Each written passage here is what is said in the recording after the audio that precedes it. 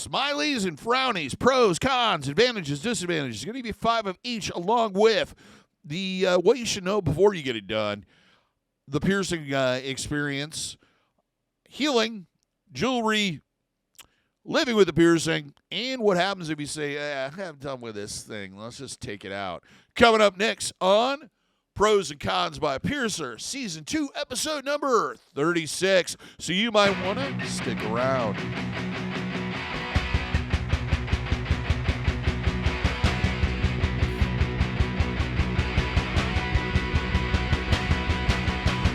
For those that are new to the channel, first off, welcome to the channel. Hope you're enjoying the videos you've seen so far, but this might be the first one, so you may not know who I am. My name is DaVo. I'm a professional body piercer and have been since 1994. I own and operate the Axiom Body Piercing Studio, located right here in Des Moines, Iowa, inside the lovely Skin Kitchen. So, when I talk to you about these things, I'm talking about level of expertise that comes from being in the body piercing industry for 27 years. This is a piercing I don't really like doing a video about because I feel like both of these, I feel like it encourages people to get them done.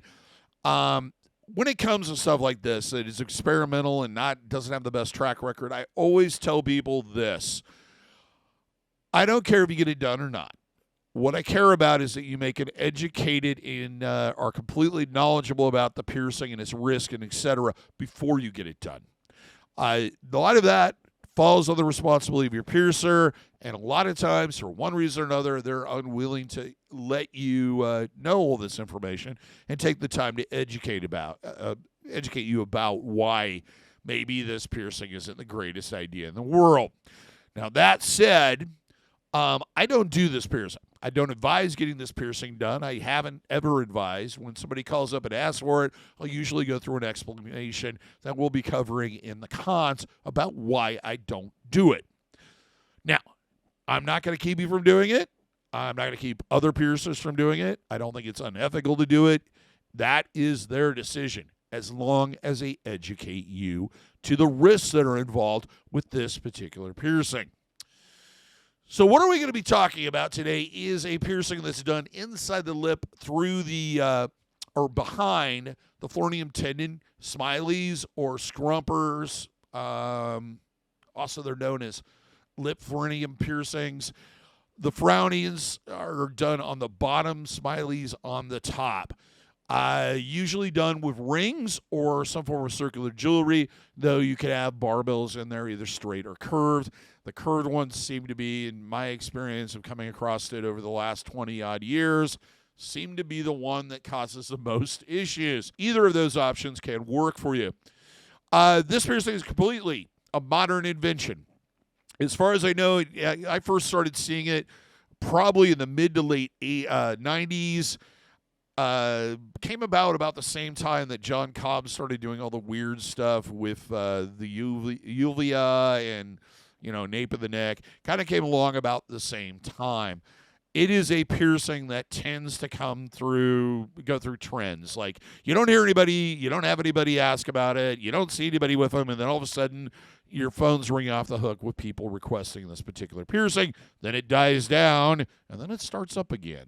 So this is one of those piercings I don't think we're going to be, we're still going to see people get it done. But it is a piercing that usually most people don't wear for a long period of time. So you might see a lot of photos of it, which make it seem kind of more mainstream. Reality is it isn't. Now it's time for what everybody likes, the pros, the advantages, the things that make you go, yeah, that's the one for me. Starting with number 1, it's a quick healer. Usually these can heal out in about 2 to 4 weeks. Some cases, it really depends on your health. It can take a little bit longer, but it's a fairly easy piercing to heal. Doesn't take a lot of maintenance during the healing process.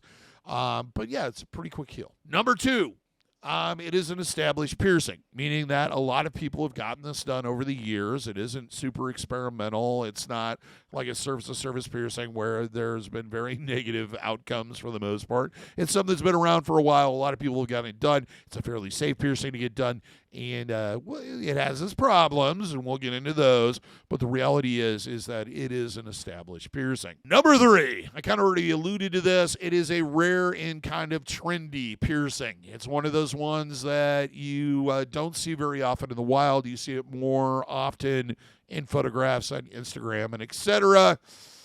Pinterest for the older and Facebook for the really old, or the Snapchats, I guess.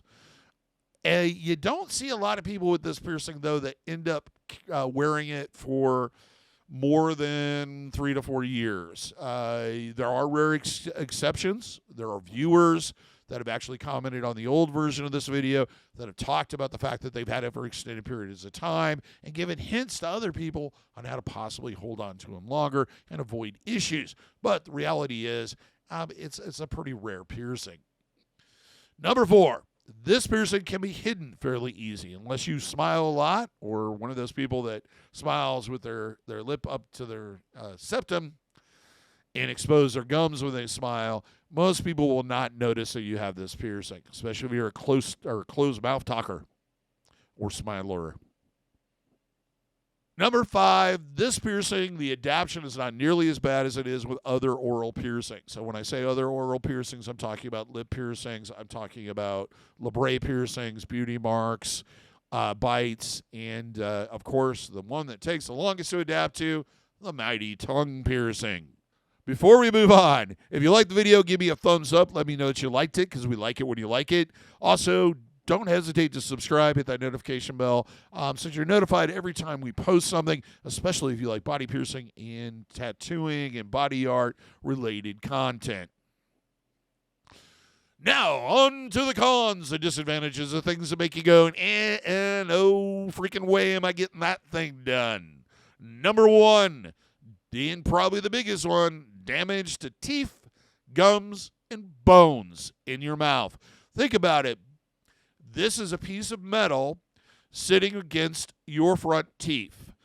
It moves, it knocks, it scrapes, it bumps, it erodes, it causes damage, especially to the gum line, because usually that's kind of like the primo position or placement people go for is right below that gum line, right there on that edge. So you have this thing banging and cracking and popping against that. Eventually, over time, your organic material in your mouth will give way to damage.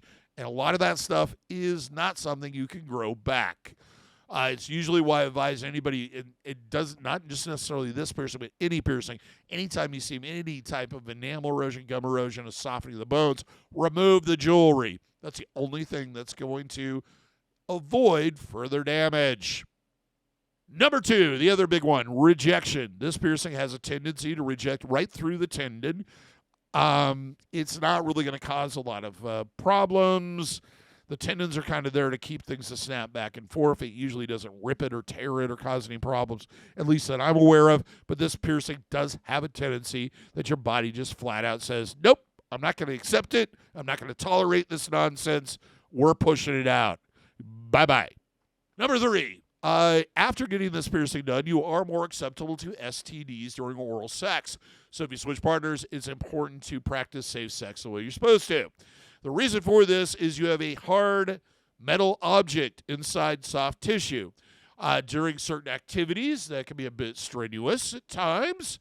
You can put a lot of trauma and roughness and pressure on the piercing, thus causing a tear in that tissue, and then you have an exchange of a microorganism and a foreign pathogen that causes or leads to an STD. The jewelry can be extremely hard to remove and will more than likely require some form of tools to do so, especially with threaded jewelry. For one reason or another, and I understand why, piercers tend to tighten this thing on super, super tight. They usually use tools to actually insert the jewelry, so that gives them even more ability to tighten that thing on there, and they can be a struggle to get off. And usually when you're ready to abandon the piercing, you're already seeing problems. The area is already agitated and swollen, etc. So it can be a bad, rough experience to remove that jewelry. They close really quickly. Oral piercings, you pretty much have to leave the jewelry in indefinitely. It's not uncommon to have these piercings for a few years, take them out for a couple hours for a dentist appointment, and have problems getting them back in. Before we move on to things you should look for, if you like merch, you like t-shirts, you like swags, you like fanny packs, etc., check out our merch store. Link is in the description. Now it's time for things you should look for or things you should consider before getting it done. Your piercers should be experienced. They should be very professional, informative, and make you feel comfortable. They should offer you a consultation without you asking. They should be happy to answer any questions you have, and they should emphasize the risks that are attributed to this piercing. You should clearly understand that before they even take it to the back or wherever and start doing the piercing. This isn't something you should learn about weeks, months, or years after the piercing is done. Next, your piercer should evaluate the area or your anatomy. Commonly, like I said earlier, this is done with circular jewelry. Sometimes they can be done with barbells, but the barbell kind of, the standard barbells and the curved barbells kind of lose the effect that most people are looking for with this. I would say that the Smiley is done more with circular jewelry. The Frowny, not so much. More of the curved barbell and straight barbells are used, at least from what I've come across. Now, the initial jewelry needs to be oversized or at least allow for swelling. It shouldn't be tight to the piercing, so understand that downsizing may be a part of the healing process with this particular piercing, and it probably will require you to go back to your piercer and have them put the shorter piece in. It's a good idea to find out beforehand, does your piercer supply aftercare products? Is there anything additionally that you need to buy? With this one, usually I would suggest a non-alcohol antiseptic mouthwash in some type of saline mixture. Usually you can mix it up yourself, like with sea salt and distilled water. You could use the sprays, I guess, and rinse with those, but that might be a little costly. With this piercing, you could probably even spray on like Nelmed's piercing aftercare or something like that and do it that way. The thing with the saltwater rinses and the aftercare is it usually makes things feel better, so it's definitely something you want to do a couple times a day. So it's nice to have all that stuff beforehand. Now let's move on to the piercing experience itself. The area is usually disinfected, or the piercee or client rinses with a non-alcohol or alcohol-free antiseptic mouthwash. The piercer will pull the lip upward. Now, usually this piercing may or may not be marked. Everybody does it a little differently. With this piercing, it isn't really common for them to do that. Piercing itself can be very quick, usually done either in one of two ways, either done with a curved needle or done with a standard needle. Also, it can be done with the needle being held by a hemostat. So basically, they use one hand to pull up your lip and the other hand to actually do the piercing. The jewelry insertion is usually done with a set of hemostats, just basically because you're working in a tight area. The jewelry is probably closed with tools also. Usually there's a little bit of bleeding immediately after. Usually fades very quickly. You might get it on your teeth. You might need to rinse afterwards. There's going to be possibly some redness, discolorization, heat, tenderness to the touch. And that can last. That's just a product of trauma. But usually a few minutes after, you might have a little bit of throbbing for the first couple of minutes, and then it just usually fades. Then if you bump it, you're going to definitely know it. Other than that, usually isn't too bad. Now let's talk a little bit about healing. Average healing time on this could be anywhere from a couple weeks, most people say 4 weeks, to 12 weeks. Varies from person to person. During which time I'm going to suggest rinsing, like I said, a couple times a day with I like Biotine. It's basically a non-alcohol antiseptic mouthwash. A couple times a day for the first couple weeks. Also rinsing with warm water and sea salt or a saline mixture.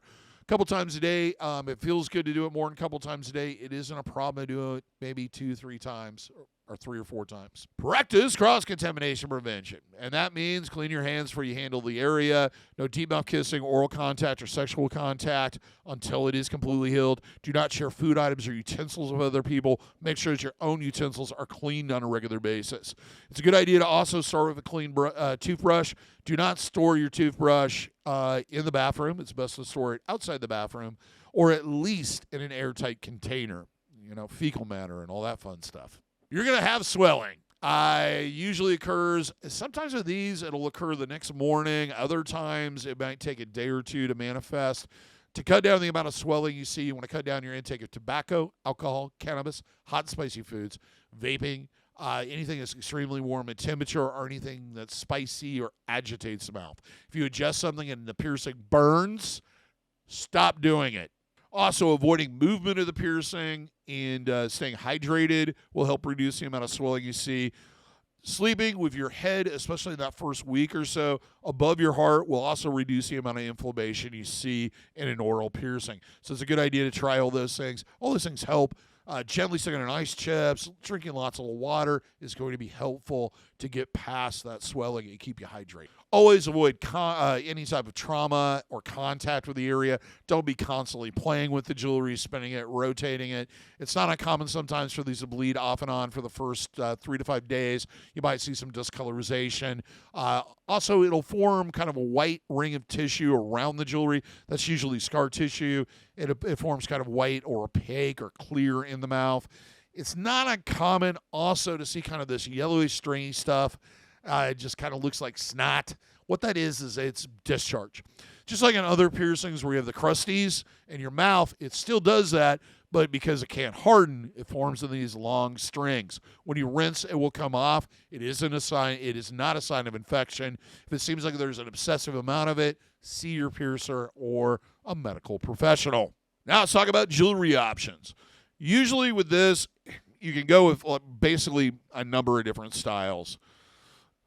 Frownies, usually, like I said earlier, it's either a curved barbell or a straight barbell. I have seen people wear rings in it, but that constant moving and clanking is not a good idea. You kind of want to make it as stationary as possible. It is possible to wear a ring or circular barbell in it, but it's probably best to have something that isn't moving around as much and banging against your front teeth.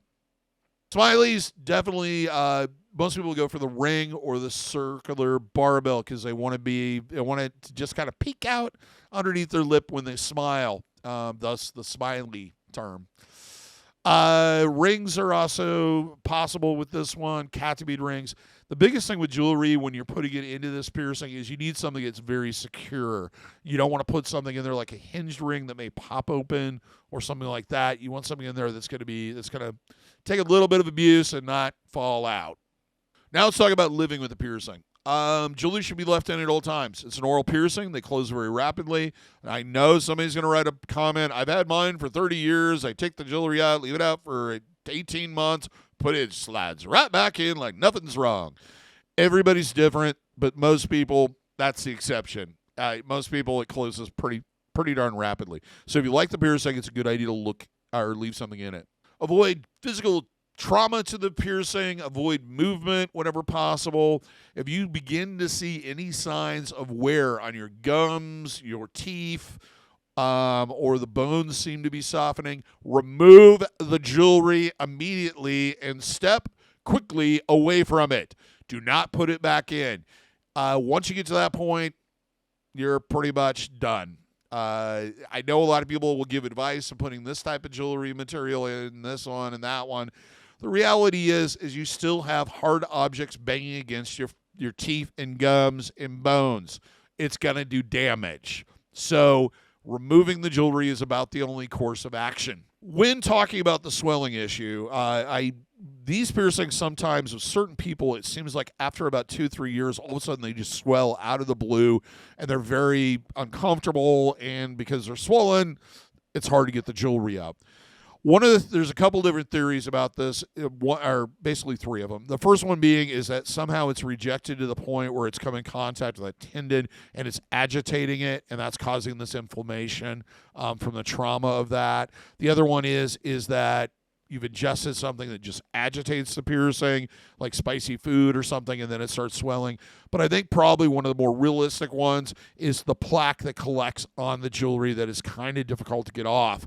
That plaque will start rubbing on the piercing, and that's what agitates it and leads to problems. So it's important to clean the jewelry.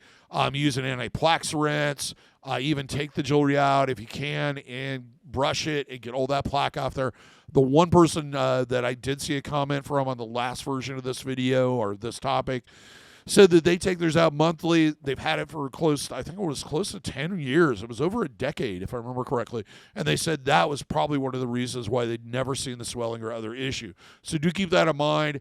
do clean that jewelry and get the plaque off of it, and you'll probably be able to wear this a little bit longer.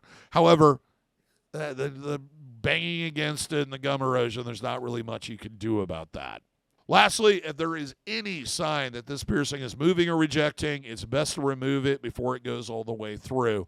Sorry, your body's just not going to tolerate it, and it's on its way out. There's no pushing it back. So let's talk about abandoning the piercing. For whatever reason you've decided you don't want it anymore, if it's during the healing process or there's any signs of infection, consult your piercer or a medical professional before removing the jewelry. The reason for this is there's always a risk that, as your body normally handles infections, is pushing that affected tissue and fluids out through the wound while it replaces it with healthy tissue below. If you remove the one thing that's keeping those two holes open, especially this one, it'll begin to close very rapidly, which could trap that infected tissue and fluids inside your body, leading to a cyst or an abscess, and then your body slowly pushes it to the surface, meaning you probably end up having to have it lanced and drained, and it's going to be really painful. So if there's any signs, see them before you take the jewelry out, just to be on the safe side. Now, if it's a healthy piercing and you're just done with it, or it's rejecting, or you're noticing damage, just remove the jewelry. It'll probably close pretty rapidly. There might be scar tissue where it kind of appears open. That will fade over time. And the last thing is, as I mentioned before, you may need to see your piercer to have them actually remove the jewelry. It may require tools that you just don't have around the house. Well, that's all I have to say about those particular two piercings, the Frowny and the Smiley. Hope you learned something. If you have any questions or you'd like to add to the conversation, please leave a comment. But until next time, here's hoping all your piercings heal with ease and without a single issue. And if you're in the Des Moines, Iowa area, I hope to see you for your body piercing needs in the future. Have a good day, everybody. Take care, and we'll see you in the next video. Maybe this one or that one or that one.